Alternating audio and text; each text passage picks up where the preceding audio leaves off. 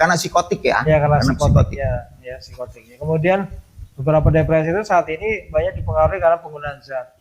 Dari seorang pelajar yang terjun di Metropolitan Mall ya Bekasi kalau jadi pakai surat wasiat lah ya. Ada isinya tuh aku juga ingin bahagia, ingin memiliki kehidupan normal. Dunia itu indah tapi tidak dengan duniaku ya. Berarti membicarakan tentang bunuh diri itu bukan hal yang aib karena difasilitasi.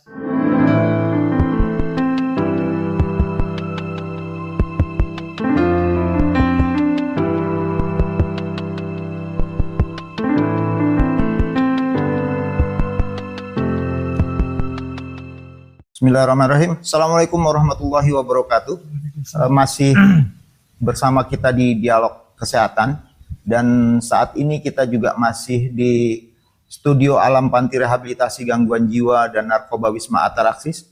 Kalau beberapa minggu yang lalu kita sempat bahas terkait dengan bunuh diri, artinya pada saat itu momennya adalah ada satu lembaga rehabilitasi di mana terjadi kasus bunuh diri di dalamnya dan sempat menghebohkan perkumpulan atau lembaga-lembaga yang melakukan aktivitas rehabilitasi dan belum sampai selesai minggu lalu kita bahas, kita sudah terpotong waktu sholat maghrib.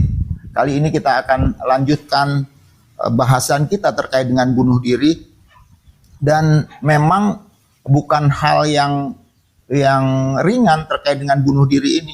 Coba saya buka data dari sumber datanya ini dari aplikasi DORS SOPS Polri yang diakses tanggal 19 Agustus. Ternyata bunuh diri itu adalah gangguan dengan jumlah kasus terbanyak keempat. Di mana jumlah kasusnya ada 849 kasus sampai dengan Agustus 2024. Kasus paling tinggi adalah penemuan mayat. Dan ternyata bunuh diri ini merupakan salah satu gangguan ketertiban dan kasus terbanyak keempat tadi. Angka bunuh diri ini terjadi sebagian besar karena faktor ekonomi. Dan faktor yang kedua karena faktor yang lain, stres, depresi, dan lain sebagainya. Sudah barang tentu nanti kita akan bahas terkait dengan apa yang menyebabkan orang bunuh diri bersama dengan narasumber kita. Dan paling banyak dilakukan di pemukiman. Jadi jarang terjadi bunuh diri di fasilitas-fasilitas rehabilitasi atau fasilitas-fasilitas pelayanan kesehatan. Dan juga sudah sangat tepat narasumber kita pada hari ini. Beliau adalah seorang kepala ruangan di ruang intensif di ruang psikiatrik intensive care unit atau PICU, di mana kasus-kasus kedaruratan psikiatrik dirawat oleh beliau. Nah, kita akan coba lihat adakah kasus bunuh diri yang sampai meninggal di ruangan PICU tempat narasumber kita nanti akan kita tanya banyak. Dan juga yang perlu kita garis bawahi, kasus-kasus yang lain ini ada 616 kasus kecelakaan. Ini juga sebenarnya bisa jadi disebabkan karena bunuh diri. Jadi yang data yang terinput 849 ini karena kasusnya benar-benar bunuh diri. Apakah dia menggantung atau dia minum racun atau dia potong nadi dan lain sebagainya. Sementara beberapa kasus yang dia misalnya tumburan segala macam itu dilihatnya adalah kasus kecelakaan. Sementara faktor penyebab pokoknya mungkin saja depresi dan dia mengakhiri hidupnya dengan menumburkan kendaraannya di jalan tol dan lain sebagainya. Pada kesempatan kali ini masih bersama narasumber kita yang lama yang saya sampaikan tadi. Ini adalah orang yang tepat karena beliau kepala ruangan di psikiatri intensive care unit Rumah Sakit Jiwa Daerah Provinsi Lampung, dan beliau juga kebetulan seorang program manajer di Panti Rehabilitasi Gangguan Jiwa dan Narkoba Wisma Ataraxis yang saat ini kita berada. Assalamualaikum Bro Andi. Waalaikumsalam. Apa kabar Bro? Alhamdulillah sehat. Alhamdulillah. Jadi kalau kemarin ini mohon maaf ini mungkin kita lebih obrolan saja ya. Jadi nggak monolog saya tanya Bro Andi gitu kan. Tapi mungkin bahasan yang minggu kemarin kita sudah sedikit bahas tentang bagaimana peran lembaga pada saat kita lakukan screening, ternyata dia bunuh diri ya. Jadi tempatnya mesti aman dan lain sebagainya. Sebenarnya yang Bro Andi lihat di lapangan ini, yang disebut bunuh diri itu gimana? Apakah dia memang yang sudah meninggal atau ada kasus yang percobaan bunuh diri? Ini dari sudut pandang keperawatan jiwa mungkin. Kalau dari beberapa referensi itu bunuh diri itu kata kuncinya adalah upaya sengaja. Jadi sengaja seseorang untuk mengakhiri hidupnya yang disebabkan oleh banyak faktor tadi. Banyak faktor ya. Kalau dilihat beberapa kejadiannya memang faktor tertinggi karena dia gangguan mental. Sudah terganggu mentalnya. Yang kedua ada ekonomi, kemudian ada faktor keluarga, sampai ada perjudian dan lain-lainnya ya, ke bawahnya itu.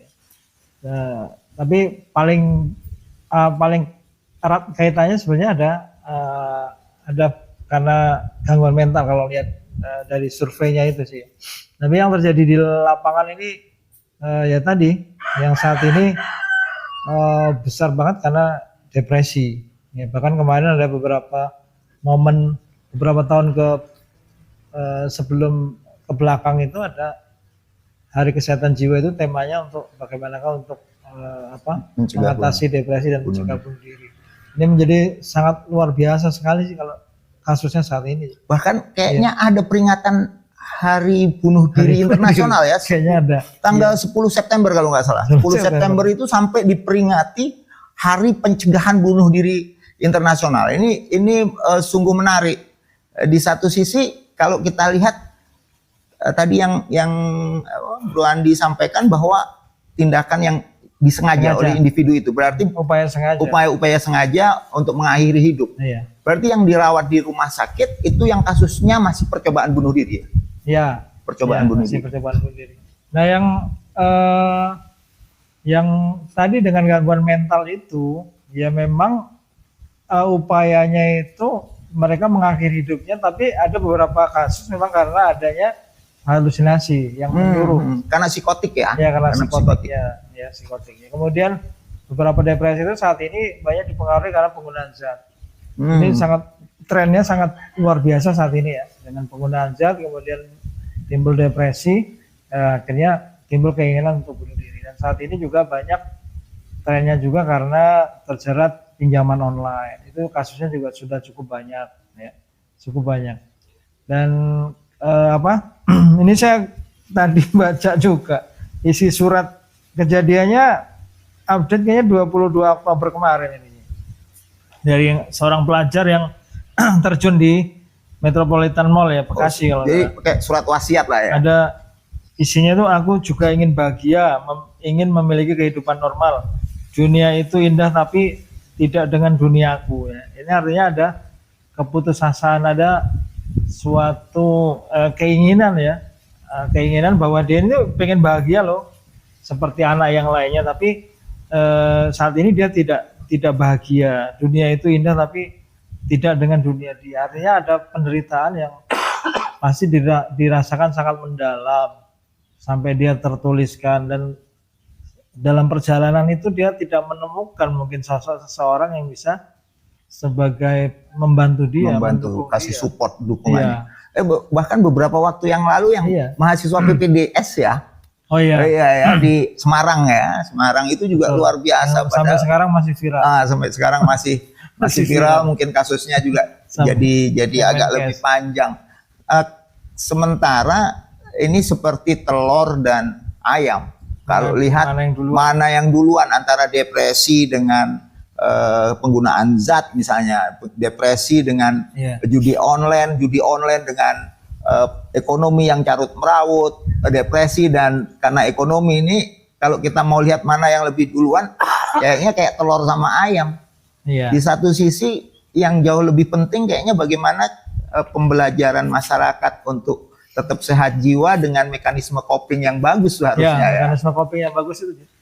Dan mekanisme coping yang bagus itu ya tidak bisa dilepaskan dari sisi spiritual. Nah, sekarang yang pelajaran buat kita yang benar-benar nyata sampai saat ini di depan mata dan sampai sekarang, bagaimanakah kehidupan di Palestina kan? Kalau mau dilihat penyebab bunuh diri itu Begitu adalah goncangannya ya, keterbatasan, susah ekonomi. Tapi sampai sekarang nggak ada media yang memberitakan orang Palestina itu bunuh diri. Ya, ada bahkan tentara Israel yang saat ini beberapa warganya serangan waktu itu, dan tentara Israel banyak yang gangguan mental dan bunuh diri. Jadi menjadi suatu pertanyaan ya, yang pembelajaran buat kita bahwa dengan keterbatasan pun mereka dengan coping mekanisme yang bagus, dengan di mereka bersama dengan Tuhan, punya Allah gitu kan, itu menjadi suatu mental yang luar biasa gitu. Ya, revolusi mentalnya mesti benar-benar revolusi mental dengan nuansa atau muatan lokal khususnya spiritual yang diperbaiki ya. Benar-benar ya. Ini sungguh makin menarik nih, ternyata tadi yang kita bahas hanya sekedar bagaimana orang bunuh diri, kenapa bunuh diri karena depresi. Ternyata depresi itu salah satu gangguan jiwa yang sebab depresi itu sendiri bukan hanya karena faktor internal individunya saja, tapi juga bagaimana lingkungan, bagaimana dukungan sekolah. Saya beberapa hari dapat kasus juga karena bullying, bro. Jadi karena dibully di sekolah, di kampus, dia terus memutuskan untuk tidak mau kuliah. Terus dia merasa putus asa, dia mau mengakhiri hidup, sampai dia mencoba untuk menyayat nadinya. Jadi ternyata bagaimana pola asuh dan itu mengajari. Maksudnya dia dibullying, tetapi di rumahnya apakah tidak ada tempat untuk dia cerita pada kasus itu? Nggak ada. Nggak ada. Jadi dia nggak dapat tadi support sistemnya juga dia nggak dapat. Jadi orang tua menganggap nggak ada masalah lah. Nah, mungkin memang dunia ketika usia anak itu dengan usia sekolah itu memang lebih dekat dengan grupnya ya. Ya, dengan grup. Di satu sisi anak-anak sekarang banyak juga yang nggak punya grup. Ya kan, banyak juga yang nggak punya grup. Mereka mohon maaf, dengan ketakutan orang tua, mereka justru ditaruh di rumah yang nggak keluar-keluar. Akhirnya mereka punya problem sosial sebenarnya, nggak ada interaksi segala macam. Bahkan mau ngomong sama orang tuanya saja takut. Nah, ini yang akhirnya menjadikan dipendem sama dia.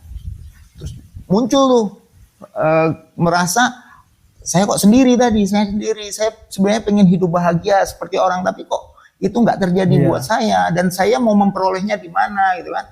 Nah, saya pikir bagaimana kita menyiapkan generasi muda kita untuk punya ketahanan mental yang bagus, sampai dengan ngajar kita memberikan edukasi, menyiapkan bagaimana mekanisme coping yang mereka ambil jadi lebih baik, lebih asertif, adaptif. Saya pikir itu menjadi hal yang pokok kan. Terus gimana kalau yang bunuh diri karena budaya?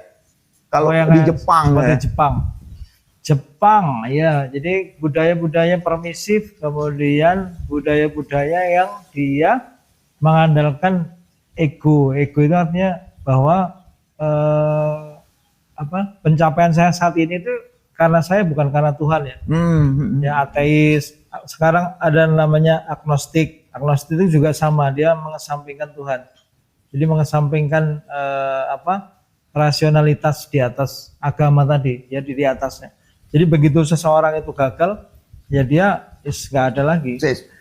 Saya sependapat banget tuh, karena ada satu kasus juga begitu. Jadi dia justru mau bunuh diri itu karena memang udah ngerasa nggak punya apa-apa.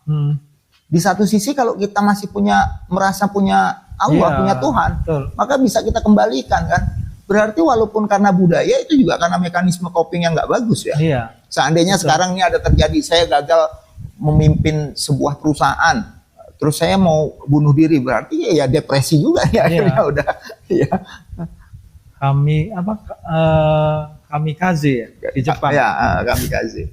Dan sekarang Korea luar biasa banyak. Makanya generasi kita ini berkiblatnya pada artis-artis Korea. Iya. Dan ada karena saking tingginya apa namanya tingkat bunuh diri di Korea itu, ada salah satu fansnya dari salah satu grup di Korea itu, kalau nggak salah grup Korea itu, saya nggak hafal, BTS atau apa ya, itu ada ternyata sama. Orde lama nggak seberapa apal sama grup-grup. Into the Like namanya. Into the Like ada itu di grup media sosial itu. Jadi dia menyediakan layanan untuk hotline service. Oke. Yang ini dikembangkan di dunia luar ya. Artinya bahkan ada satu jembatan di Amerika itu yang sering digunakan untuk terjun.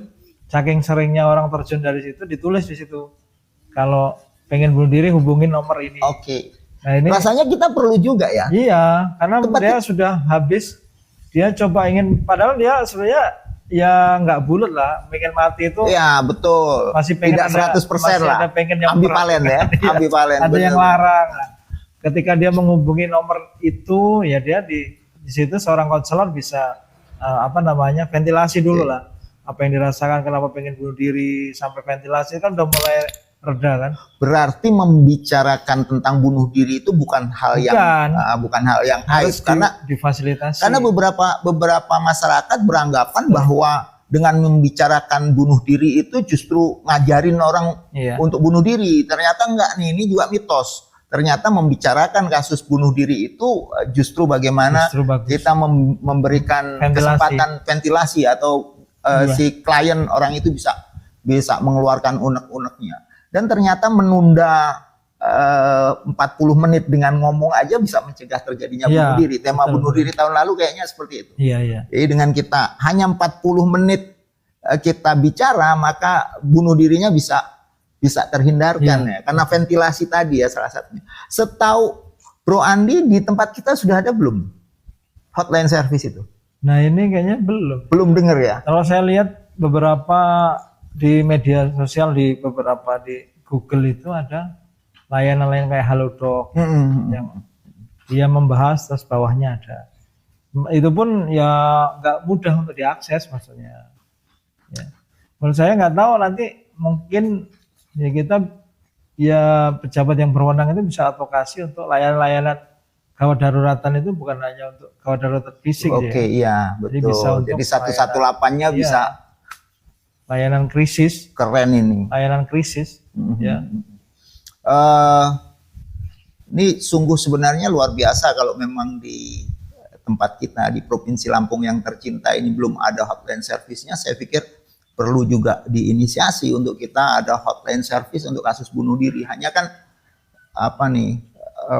mesti berproses. Artinya tidak sembarang orang yang bisa pegang hotline service itu, kemudian terkait dengan pembiayaan dan lain sebagainya, linknya, pulsanya, segala macam, termasuk tenaganya perlu difikirkan. Menurut saya juga bullying itu yang Bro Ajis tadi sering dapatkan ini ya nggak boleh dianggap sepele ya. Artinya kita juga harus mengedukasi beberapa sekolah, bahkan pondok pesantren ya. Karena saya dapat informasi juga dari beberapa ustadz yang di pondok pesantren itu yang memang terjadi. Ini bullying, kasus klien kita kan juga gitu bro. Bullying ya. Kasus klien kita, jadi kita ada satu klien yang mengatakan kenapa di sebuah lembaga tidak tahan. Lembaga ini boarding ya di dalam karena masih ada fisik kata dia. Apa fisiknya? Kalau melakukan kesalahan suruh push up, kemudian dibully, akhirnya dia kabur dari tempat itu. Saya pikir ini juga yang menurut dia ini yang mengakibatkan dia merasa tidak nyaman. Tapi tadi begitu dia pulang, support sistem dari keluarganya nggak bagus sehingga dia lepas. Pada saat lepas ketemu temennya, akhirnya diajarin pakai sabu, tambah emosinya nggak kekontrol, akhirnya dibawa ke Ataraksis untuk treatment rehabilitasi. Dia di sini merasa betah. Sekarang di sini merasa betah. Tadi habis sholat asar saya tanya mau berapa bulan di sini? 3 bulan. Kalau seandainya 6 bulan nggak apa-apalah bro, di sini terus juga nggak apa-apa. Lebih nyaman, teman-temannya lebih kondusif. Takutnya kalau tidak dikasih edukasi itu nanti semakin memperburuk image ya masyarakat. Nanti orang di apa namanya disekolahkan agama, dipondokkan kok malah dapat seperti itu. Gitu kan. Sehingga ini menurut saya sih harus ada kita edukasi, ya, ada Kan edukasi. di sana juga ada layanan konseling ya. Dia harus ada Di pondok kemampuan. ya, ada layanan konseling. Bagi para pengasuhnya ya. Karena kan dia namanya pondok kan sangat kehidupannya sangat ya, lama kan di situ ya. Gitu. Lama dan eksklusif ya karena di Eksklusif, dalam. Oke, makin menarik ini tampaknya walaupun waktu juga sudah makin sore. Nanti kita akan coba diskusi lebih dalam terkait dengan tanda dan apa sebenarnya penyebab bunuh diri, walaupun tadi sudah disinggung-singgung sedikit. Kita akan kembali dengan segmen berikutnya terkait nanti apa gejala dan penyebabnya masih bersama saya dan Bro Andi.